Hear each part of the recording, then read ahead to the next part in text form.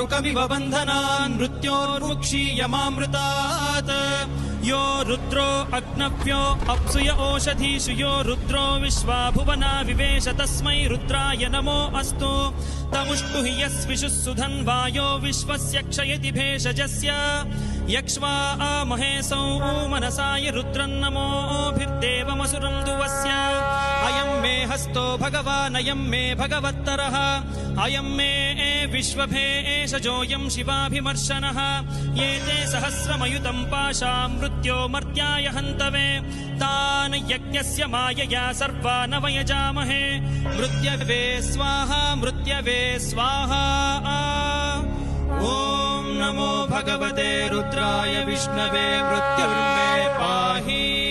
प्राणानां ग्रन्थिरसि रुद्रो मा विशान्तकः तेनान्नेना आप्यायस्व सदाशिवो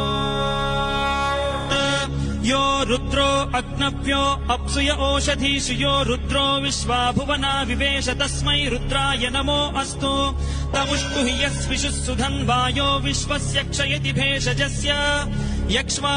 महेशौ मनसाय रुद्रन्नमोभिर्देवमसुरं दुवस्य